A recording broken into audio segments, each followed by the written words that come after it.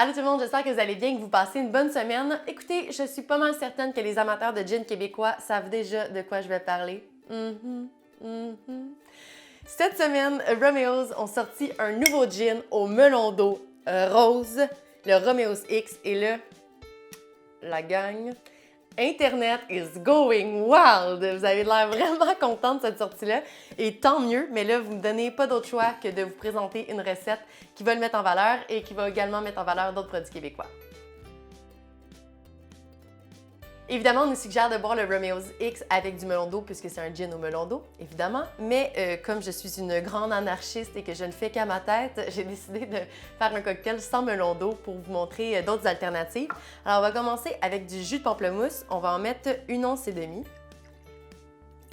Ensuite, on va venir ajouter un peu de sucre. Donc, on va ajouter du sirop simple pour 0,75 onces.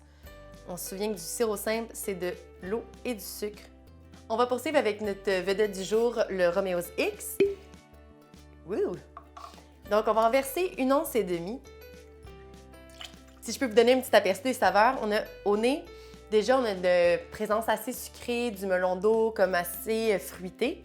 Puis en bouche, on a plutôt un côté concombre, je pourrais dire, parce que dans le fond, les concombres et les melons d'eau sont dans la même famille, les cucurbitacées, si je ne me trompe pas.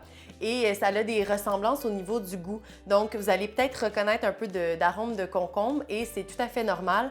Mais là, par contre, je tiens à dire que c'est très loin de leur gin Romeo's, the original. Alors, on est plutôt dans un gin aromatisé, tandis que l'autre, on est plus dans un London Dry.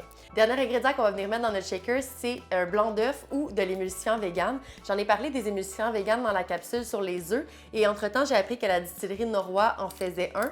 Alors, on va mettre 2 pipettes ou un blanc d'œuf dans notre shaker et on va venir dry shaker pour émulsifier le tout.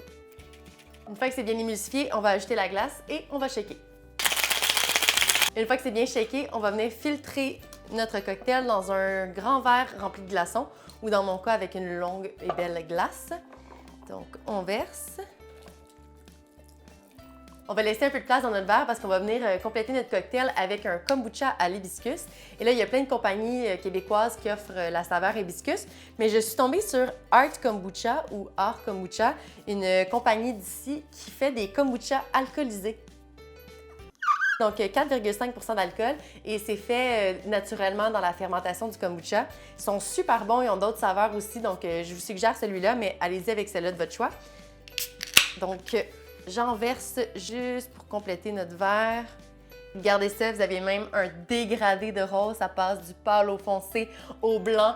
C'est magnifique, ça va avec votre gin rose, cocktail rose.